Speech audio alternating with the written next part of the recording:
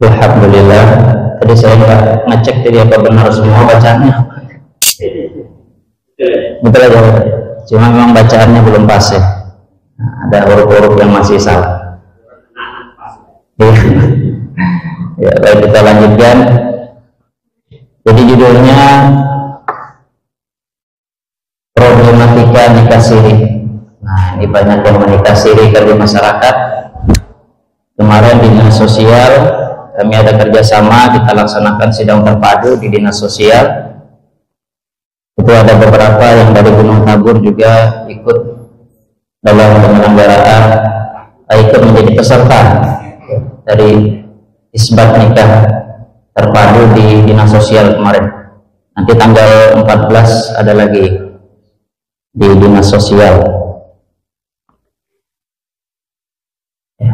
Nanti kita akan bahas menurut perspektif fikih Indonesia ya, atau fikih kontemporer, yaitu berdasarkan kompilasi hukum Islam dan peraturan Menteri Agama nomor 20 tahun 2019. Nah, ini biasa Quran surah Ar-Rum ayat 21 ya, yang biasa dicantumkan di surat undangan kalau kita mau nikah. Ya. A'udzubillahi minasyaitonir rajim. Bismillahirrahmanirrahim.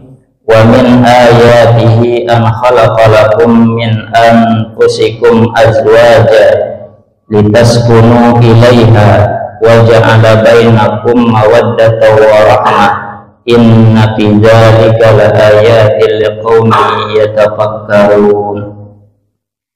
Dan di antara tanda-tanda kebesarannya ialah dia menciptakan pasangan-pasangan untukmu dari jenismu sendiri agar kamu cenderung dan merasa tentram kepadanya, dan dia menjadikan di antaramu rasa kasih dan sayang.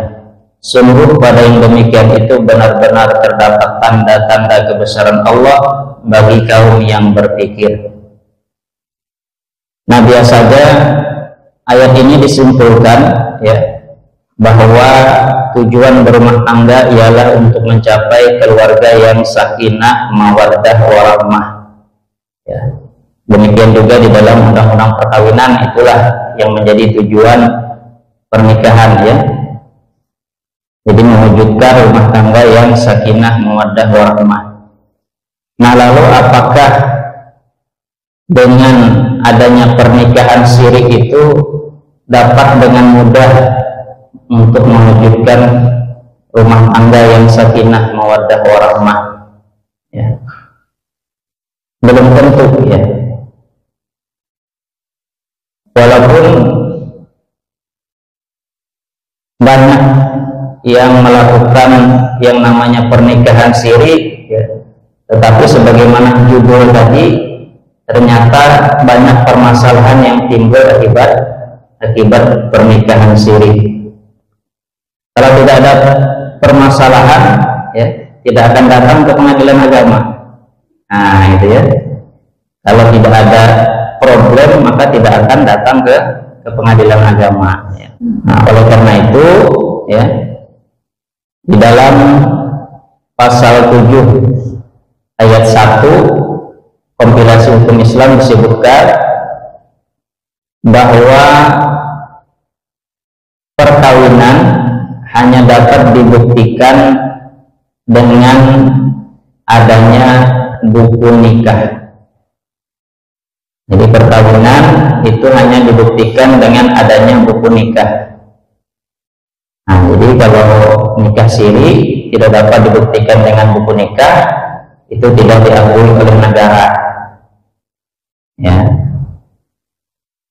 Namun di pasal 2-nya, di pasal 7 ayat 2-nya kompilasi hukum Islam disebutkan bagi perkawinan yang tidak dapat dibuktikan dengan buku nikah, maka dapat mengajukan permohonan isbat nikah atau pengesahan nikah di pengadilan agama.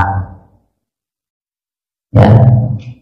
Jadi yang nikah siri belum punya buku nikah dapat diisbatkan pernikahannya di pengadilan agama. Karena memang nikah siri ini rawan ya, khususnya bagi perempuan, khususnya bagi perempuan, karena yang dirugikan dari pernikahan siri ini adalah perempuan. Ya, perempuan itu bisa saudara-saudara bapak, ya, bisa anak bapak, ya. Jadi ketika saya sebut perempuan, jangan bapak rasa tenang-tenang saja, ya. Padahal bapak kan punya saudara perempuan, punya anak perempuan, ya. Contohnya seperti ini. Ini banyak kejadian, ya. Setelah menikah, ya, setelah malam pertama, sehari besoknya suaminya pergi, hilang suaminya, ya, nggak tahu lagi kemana, lama nggak balik-balik, 5 tahun ditunggu nggak datang, 10 tahun ditunggu nggak datang. Apa yang bisa dilakukan oleh si istri? Sedangkan pernikahannya pernikahan siri.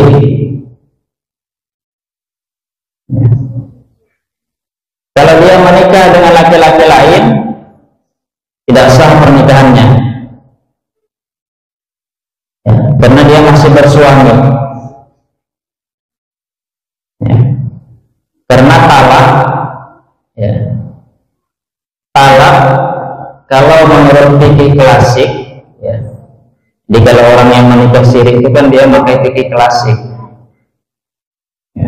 Talak itu hanya jatuh di tangan suami. Jadi berapapun lamanya suami meninggalkan, selama belum pernah dijatuhkan talak, masih suami istri. Jadi perempuan jangan karena ditinggal suami 20 tahun dikira sudah cerai, ya, belum sama sekali, ya. Berapapun lamanya suami pergi, ya, selama suami tidak pernah menjatuhkan talak kepada istrinya, tetap suami istri, berapapun lamanya, ya. Kalau kita kan di masyarakat sudah ditinggal suami katanya 2 tahun tidak ada kabar, kawin lagi, tidak sah pernikahannya, hukumnya zina. Nah, itu bahayanya nikah siri. Salah satu bahaya nikah siri, ya, dikiranya sudah cerai ditinggal suami padahal belum, ya. Karena yang punya hak talak itu cuma suami, ya. Nah, berbeda dengan fikih kontemporer, ya, talak itu jatuh karena 2 hal. Yang pertama karena suami menjatuhkan talak, yang kedua pengadilan menjatuhkan talaknya suami kepada istri. Jadi kalau terjadi yang seperti itu, ya, si istri tinggal ajukan cerai ke pengadilan, bahwa suaminya sudah pergi meninggalkan 2 tahun lebih lamanya, saya minta cerai. Nanti diperiksa oleh hakim, kalau beralasan baru dijatuhkan cerai.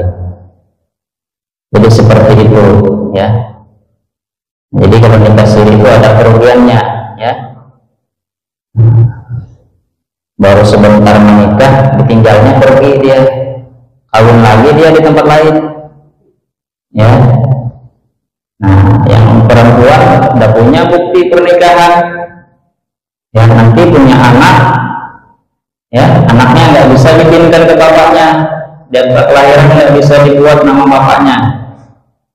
Kenapa? Karena dasar untuk membuat akta kelahiran mencantumkan nama bapaknya itu harus ada buku nikah, ya. Nah, nanti kalau bapaknya si suami ini meninggal dunia, ya, si suami ini meninggal dunia, nggak bisa si anak sama si istri tadi menjadi ahli waris. Apalagi nikahnya sembunyi-sembunyi, orang tua nggak tahu, ya. Padahal si suami kaya raya, ya. Suami meninggal dunia, ya. Nah, lalu harta kekayaannya dikuasai oleh keluarga suami semuanya. Padahal dia punya anak dan punya istri, tapi pernikahannya pernikahan siri. Ya, tidak bisa dibuktikan adanya pernikahan. Ya, maka dia nggak bisa dapat warisan. Rugi perempuan, maka jangan mau nikah siri. Ya. Dan ada dua hal, ya, dari pernikahan siri ini. Ya. Ini kalau mau nikah siri, ya, kalau mau nikah siri harus tahu ini.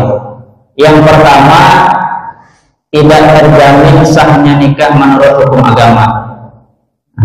Setelah disebutkan oleh diperiksa permohonan isbat nikahnya oleh pengadilan, ternyata banyak yang bermasalah mengenai syarat rukun perkawinan. Ternyata masih banyak pernikahan siri yang tidak memenuhi syarat rukun perkawinan sehingga pernikahannya tidak sah, sehingga harus disuruh menikah ulang. Ya, jadi itu yang pertama, menikah siri itu belum tentu sah menurut hukum agama. Yang kedua, tidak diakui oleh negara. Itu saja yang perlu diketahui. Ya, jadi menikah siri belum tentu sah menurut hukum agama, menikah di bawah tangan itu. Yang kedua, tidak diakui oleh negara. Ya. Nah, sekarang kita sampaikan tentang rukun nikah. Ini urusan taubat sebenarnya. Ya, rukun nikah kita tahu ada 5, ya, ada calon suami, calon istri, wali nikah, 2 orang saksi, ijab dan qabul.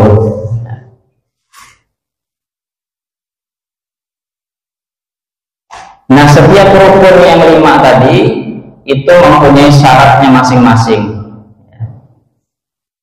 Misalnya calon suami ini harus Islam semua, Islam balik berakal sehat, ya, tidak ada halangan perkawinan, tidak sedang beristri 4 orang. Ya. Nah,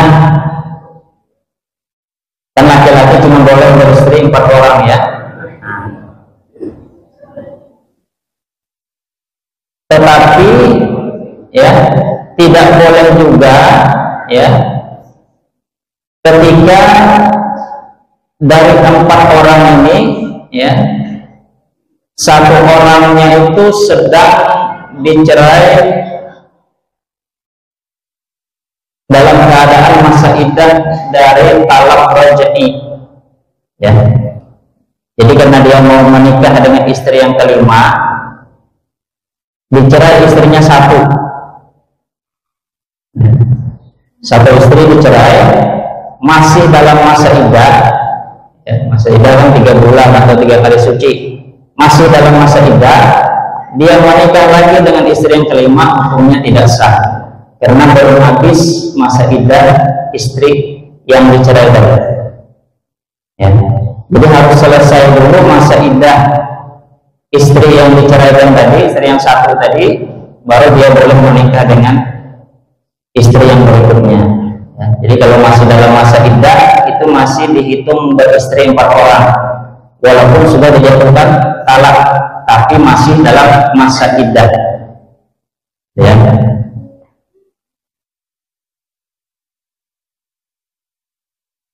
Biasanya di calon suami ini tidak ada masalah, biasa di calon istri ini, ya. Nah, calon istri sama, ya.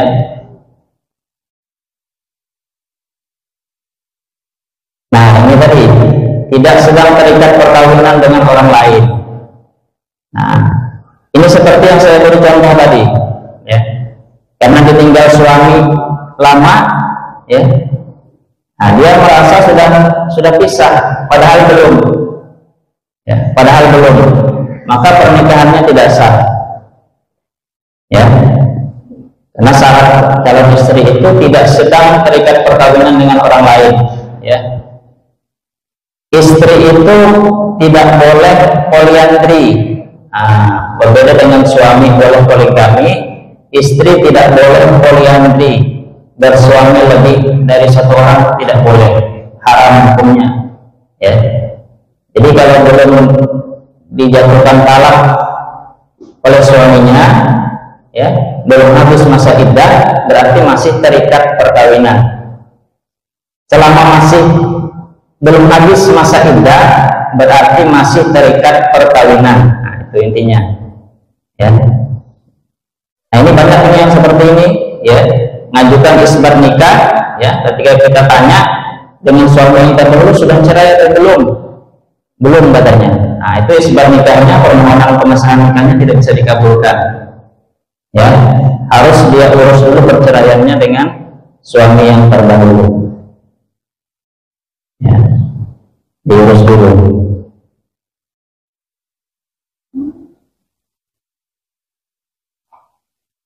Nah, ini syarat wali, ya.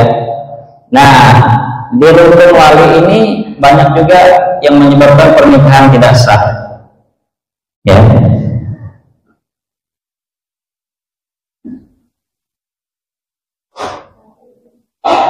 Wali, ya, itu ada dua macam, wali nasab dan wali hakim.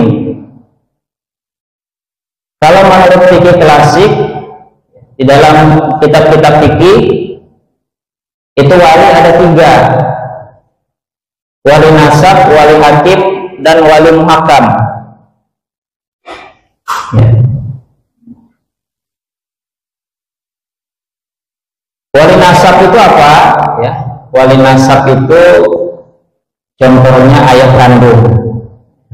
kandung ke atas, ya, kakek, ya, buyut, ya, kemudian saudara kandung, saudara laki-laki, ya, ini wali itu laki-laki semua yang ada hubungan nasab, ya.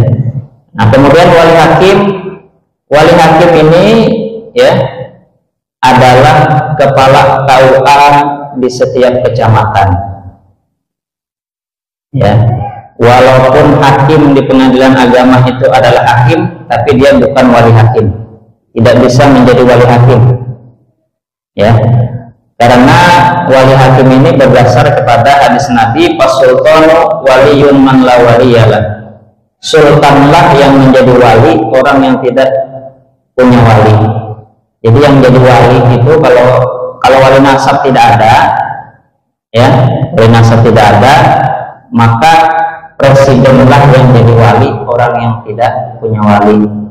Nah, jadi sini kalau ada yang tidak punya wali, nanti presiden menikahkan. Nah, presiden tidak mungkin menikahkan karena saking banyaknya orang menikah di Indonesia ini. Ya, maka presiden melimpahkan kewenangannya kepada Menteri Agama. Menteri Agama melimpahkan kewenangannya melalui SK kepada segenap kepala KUA kecamatan. Jadi wali hakim cuma satu, kepala KUA kecamatan, tidak ada wali hakim yang lain. Kemudian di dalam fikih klasik tadi ditambah wali muhakam. Tapi urutannya tetap. Kalau masih ada wali nasab tidak bisa ke wali hakim. Kalau masih ada wali hakim tidak bisa ke wali muhakam. Wali muhakam itu, ya, si perempuan menunjuk walinya. Nah, misalnya ini biasanya seringnya karena kawin lari. Padahal kawin lari ini capek. Ya, karena tidak disetujui oleh orang tua, dia pergi ke Samarinda misalnya. Nah, menunjuklah dia di sana wali penghulu kampung di sana. Nah, itu namanya wali muhakam. Nah, yang seperti itu tidak boleh, ya, tidak relevan lagi dengan zaman sekarang. Ya, tidak relevan lagi karena di setiap kecamatan sudah ada kepala KUA. Ya. Nah, jadi kalau ada yang seperti itu nanti ditolak oleh pengadilan, ya, akan akan ditolak oleh pengadilan. Nah, ini wali nasab ada 17 orang. Ini berdasarkan peraturan Menteri Agama.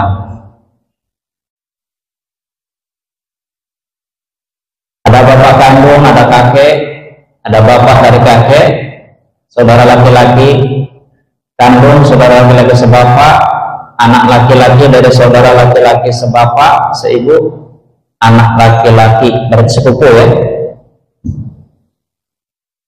sepupu sekandung, sepupu sebapak, paman, saudara ayah kandung ya.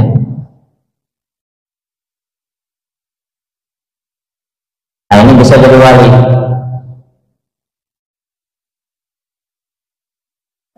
Nah, ini semua wali nasab. Jadi wali nasabnya ada 17 orang. Oleh karena itu, baik-baiklah dengan kerabat. Nah, baik-baiklah menjalin hubungan silaturahim dengan kerabat. Siapa tahu anak kita mau menikah, ya, ibunya masih hidup, bapaknya sudah meninggal, ibunya nggak bisa jadi wali, karena wali itu harus laki-laki. Nah, jadi baik-baik dengan kerabat suami ini, nah baik-baik. Nah, jangan karena suami sudah meninggal putus hubungan dengan keluarga suami, padahal anak perempuan dia butuh wali untuk menikah. Nah, ya, ini keluarga suami semua nih harus baik-baik hubungan. Ya. Jadi yang 17 orang itu dari pihak bapak semua ya. Yang namanya nasab itu dari pihak bapak. Kalau dari pihak ibu ya, ada ketika ditanya di surat permohonan itu walinya siapa? Walinya ibu saya pak. Bapak saya sudah meninggal, nggak sah nikahnya. Ya. Nah, jadi pesannya tadi baik-baik ya, dengan kerabat suami itu baik-baik. Kalau suami meninggal ya, nanti walinya itu punya anak perempuan. Nah, itu tadi wali nasab ya. Nah, ini kemudian kapan wali hakim bertindak sebagai wali? Wali nasab tidak ada, ya kan? Berarti wali hakim ya. Walinya adol. Nah, walinya adol nih, walinya enggan menikahkan. Bapaknya nggak setuju menikahkan anaknya. Anaknya pengen nikah, ya. Nah, bapaknya nggak setuju. Nah, ini kadang ada yang nikah lari ini karena nggak setuju ini. Akhirnya tadi pakai wali muhakam, padahal nggak sah, kayaknya, ya. Selama bapaknya masih ada, nggak bisa dia menikah. Kalau bapaknya nggak setuju, maka bagaimana caranya? Ya, salah satu kewenangan pengadilan agama adalah menerima perkara permohonan wali adol. Nah, jadi laporkan bapaknya ke pengadilan itu yang nggak mau menikahkan.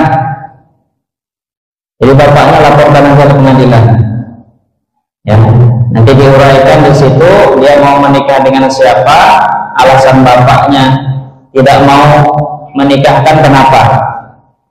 Kalau ternyata setelah diperiksa pengadilan, ya, bahwa bapaknya ini tidak mempunyai alasan yang sah menurut hukum syar'i, maka pengadilan akan menunjuk wali hakim untuk menjadi wali si anak tadi. Tetapi kalau alasan si bapak ini benar menurut hukum syar'i, maka si anak ini nggak bisa menikah tanpa seizin bapaknya. Ya. Jadi ada yang seperti itu. Rata-rata ketika dipanggil itu bapaknya nggak mau datang. Rata-rata nggak mau datang. Ya. Ketika dipanggil, ya, sehingga ditunjuklah wali hakim. Ya.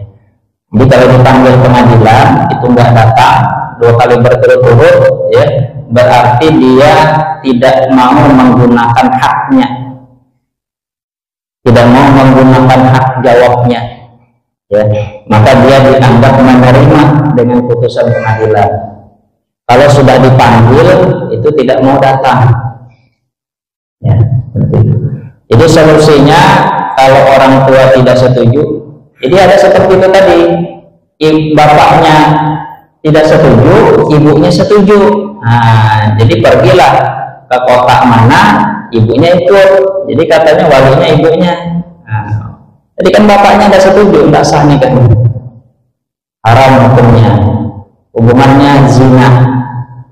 Makanya sekarang itu zina itu terselubung. Sekarang itu banyak perbuatan zina cuma terselubung dengan adanya pernikahan. Nah, jadi zina itu sekarang terselubung berbalut pernikahan. Kenapa? Karena pernikahannya tadi tidak sah. Kemudian yang ketiga, walinya tidak diketahui keberadaannya. Nah, walinya hilang. Bapaknya tadi pergi meninggalkan ibunya, nggak tahu lagi kemana. Kalau kamu bayi dia masih pulang. Kalau tidak pulang-pulang, nah itu bisa wali hakim.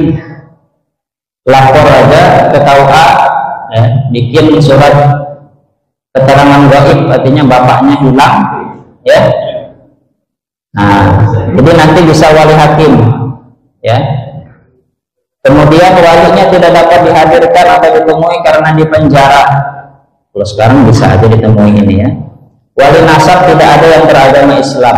Nah, jadi wali nasab tadi kan syaratnya harus Islam. Jadi rata-rata yang non Muslim itu, nah itu yang biasanya nggak sah nikahnya. Yang mu'alaf ini, ya, yang perempuan mu'alaf itu biasa nggak sah nikahnya, ya, karena dia nggak pakai wali hakim, dia pakai wali muhakam, ya. Harusnya dia melalui wali hakim.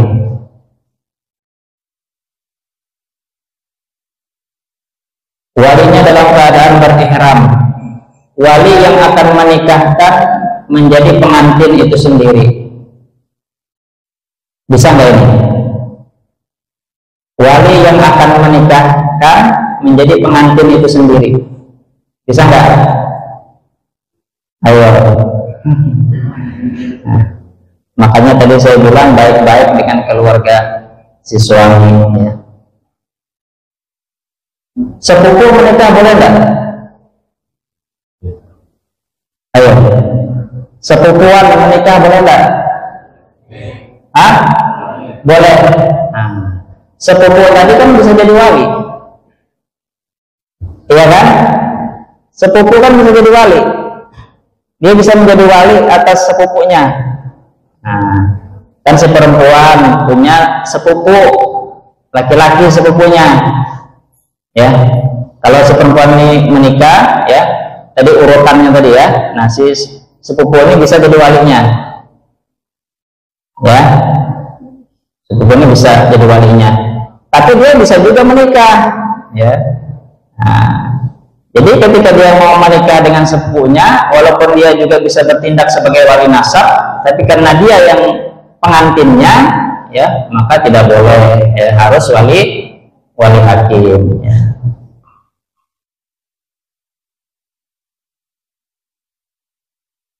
Nah, syarat ijab dan qabul. Nah, ijab itu oleh wali atau yang mewakili, qabul oleh calon suami atau yang mewakili, ya. Nah, ini ada saya lihat di video, ya, di video itu di daerah Jawa Barat, ya. Nanti dicari judulnya, video nikah siri judulnya di YouTube. Itu ijab qabulnya bermasalah. Bermasalahnya kenapa? Ya, karena tidak ada kalimat qabul, yang ada kalimat ijab yang dibagi dua antara calon laki-laki dengan penghulu, ya, calon laki-laki dengan penghulu, ya. Jadi penghulunya ini sudah tua, tidak punya catatan, namanya tuh nggak dicatat nama yang mau menikah ini. Jadi kata si penghulunya, ya, saya nikahkan, katanya, saudari, ya. Saudari siapa gitu, ya, saudari siapa? Dia nggak tahu namanya siapa, ya. Jadi yang laki-laki yang meneruskan, diteruskan oleh laki-laki itu sampai selesai, ya. Yang ucapan yang harusnya ucapan si penghulu itu, ya, kan harusnya kan, wahai fulan, ya, wahai fulan bin fulan, ya, saya nikahkan anak saya yang bernama Fulanah binti Fulan dengan engkau, ya, dengan seperangkat alat sholat dibayar tunai, misalnya begitu kan. Lalu si calon suami kan jawab, saya terima nikahnya Fulanah binti Fulan dengan seperangkat alat sholat dibayar tunai. Atau kalau singkat, qabil itu saya terima, kan itu singkat. Nah kalimat qabil itu tidak ada, ya. Kenapa tidak ada? Karena tadi dia membantu si penghulu mengucapkan ijab tadi. Jadi ijabnya selesai, qabil itunya nggak ada. Saya terima nikahnya itu nggak ada. Nah itu komentarnya di bawah itu, ratusan komentar di bawah, ya. Selamat, semoga menjadi keluarga yang sakinah, mawaddah warahmah. Selamat, semoga samara, semoga berkah. Saya tulis di bawahnya, ya, pernikahannya tidak sah. Ya Rocky, pada hari ini engkau saya nikahkan dengan seorang perempuan yang namanya Dewi Musrini binti Saripudin dengan mas kawin sholat 1 wajib dibayar tunai. dibayar tunai. Sekali lagi ya. Allahumma shalli ala sayyidina Muhammad wa ala sallam. Usikum bi taqwallah ya fulan bin fulan. Kezali segala ma'amar Allah bima insyakin bima'rufin wa tahsyatin bi ihsan. Ya Rocky, misalnya engkau pada hari ini kau nikahkan dengan seorang calon istri yang namanya Dewi Musrini binti Saripudin dengan sholat 1 wajib dibayar tunai. Alhamdulillah.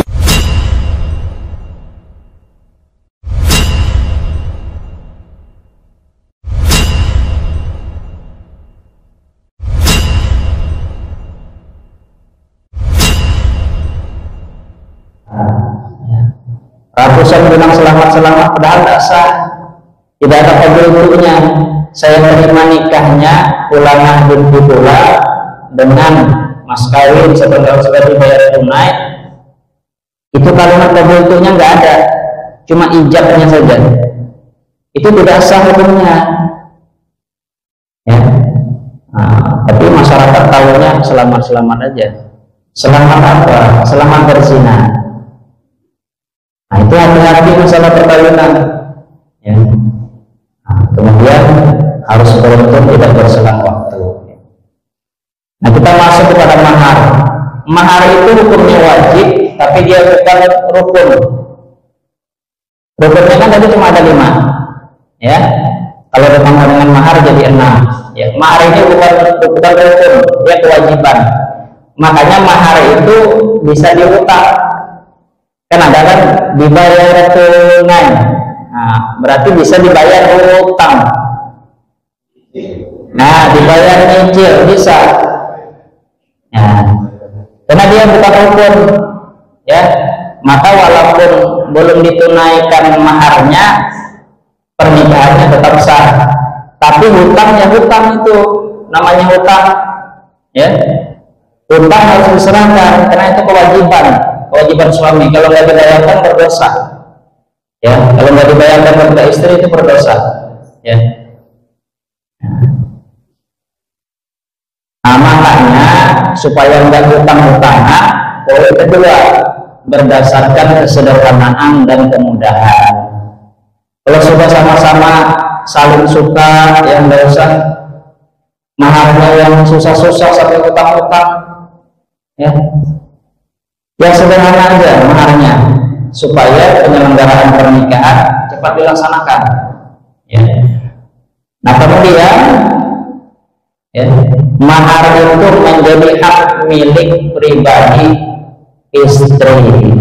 Nah, itu punya istri itu kalau sudah dikasih, ya, maharnya itu hati-hati, ya. Jangan mikir nanti mau diambil lagi dengan istri, jangan, itu punya istri, ya. Kadang saya lihat di buku nikah itu rumah tipe berapa? Ya. Nah, itu kalau sudah dijadikan mahar itu punya istri loh ya. Bukan harta bersama lagi. Kalau sudah dijadikan mas kawin itu punya istri. Nah, jadi bisa dibayar tunai atau utang. Nah, kelalaian menyebut jenis dan jumlah mahar tidak membatalkan perkawinan. Kenapa? Karena bukan rukun tadi, tapi kewajiban. Ya, kalau tidak ditunaikan berdosa itu. Ya, kalau tidak ditunaikan berdosa. Nah, ini terakhir, tidak diakui oleh negara. Ya. Tadi kan yang pertama tidak terjamin kesahannya dalam agama, kemudian yang kedua tidak diakui oleh negara. Kenapa tidak diakui oleh negara? Tidak punya buku nikah. Kalau tidak punya buku nikah, anaknya tidak bisa punya akta kelahiran, atau bisa tapi nama bapaknya tidak akan tercantum di akta kelahiran. Nah, kalau tidak dicantumkan nama bapaknya di akta kelahiran, nanti kasihan anaknya. Bapaknya nggak bisa jadi wali nanti kalau anaknya perempuan. Ya, kalau bapaknya meninggal, tadi seperti saya bilang, anaknya, suaminya, ya, nggak bisa dapat warisan. Ya. Kemudian tidak bisa bawa paspor. Ini ada ini karena mau naik haji, ya, buku nikahnya nggak ada, disuruh isbat nikah dulu. Nah, nanti tidak bisa buat paspor tuh kalau nggak ada buku nikah. Kalau ngakunya menikah ya. Nah, istri tidak bisa menuntut hak pasca perceraian. Kenapa? Karena nggak punya buku nikah. Jadi ada hak istri pasca perceraian, yaitu istri berhak untuk mendapatkan nafkah iddah dan mut'ah, kenang-kenangan. Selama masa iddah, suami berkewajiban untuk menunaikan kewajibannya. Ya, baik itu makan minum istri, ya, pakaian dan tempat tinggal selama 3 bulan masa iddah masih kewajiban suami. Kalau suami melalaikan itu bisa dituntut kalau punya buku nikah. Ya. Kemudian juga istri berhak atas mut'ah, kenang-kenangan dari suami kepada istri yang diceraikan. Kalau orang menikah itu ada mas kawin atau mahar. Kalau orang bercerai itu ada mut'ah, kenang-kenangan untuk istri yang dicerai. Ya. Nah, masih banyak masalah yang lain, ya, yang timbul kalau pernikahan itu tidak tercatat di KUA. Oleh karena itu, ya, diberitahukan kepada saudara-saudara kita, ya, untuk yang sudah terlanjur menikah siri, ya, yang belum diisbatkan, segera diisbatkan pernikahannya ke pengadilan agama. Khawatir meninggal dunia, itu tadi, khawatir meninggal dunia, ya, belum sempat punya buku nikah, ya, nanti repot, ya. Dan bagi yang belum, jangan coba-coba menikah siri. Pesan untuk ibu-ibu atau perempuan yang masih gadis, jangan mau dinikahi siri. Nah, khawatir nanti jadi istri kedua, ketiga, dan seterusnya. Ya, bapak-bapak juga jangan sampai menikahkan anaknya secara siri. Ya, saudara-saudara perempuannya jangan dinikahkan secara siri, rugi nanti. Ya, sehari menikah langsung ditinggal, nggak tahu kabarnya, habis manis setelah liburan, rugi perempuan, ya, memelihara anak sendirian, anaknya banyak lagi, ya, nanti suaminya pergi, anaknya dia kawin lagi, ya, di setiap tempat dia punya istri. Nah, itu kalau nikah siri seperti itu. Maka para penghulu ini juga, ya, imam-imam kampung yang menikahkan ini jangan sembarangan, karena pernikahannya banyak nggak sah itu. Ya, jadi menikahlah di KUA. Yang penting itu ketahuan, nanti ada solusinya semua, ya. Tadi wali adol ada solusinya ke pengadilan agama, ya. Kemudian kalau yang di bawah umur tetap ada solusinya, ya. Jadi kalau mau menikah itu usia 19 tahun baru boleh menikah, baru tahu mau menikahkan umur 19 tahun, kurang dari 19 tahun tahu mau menikahkan, ya. Maka solusinya datang ke pengadilan agama, minta dispensasi kawin untuk anak, ya, minta dispensasi kawin untuk anak. Kalau beralasan, ya, anaknya misalnya umurnya 16 tahun, kalau beralasan dikabulkan oleh pengadilan, nanti itu dibawa ke KUA untuk dasar menikah. Ya, jangan karena usianya datang ke KUA ditolak oleh KUA, langsung dia nikah siri, jangan, ya, ke pengadilan agama minta dispensasi kawin, ya. Jadi ada solusinya, ya. Pokoknya setiap permasalahan itu ada solusinya, yang penting mau bertanya, itu aja kuncinya, ya. Nah, mungkin itu yang dapat saya sampaikan, yang mudah-mudahan bermanfaat. Salah hilaf mohon maaf. Bila taufik wal hidayah. Wassalamualaikum warahmatullahi wabarakatuh.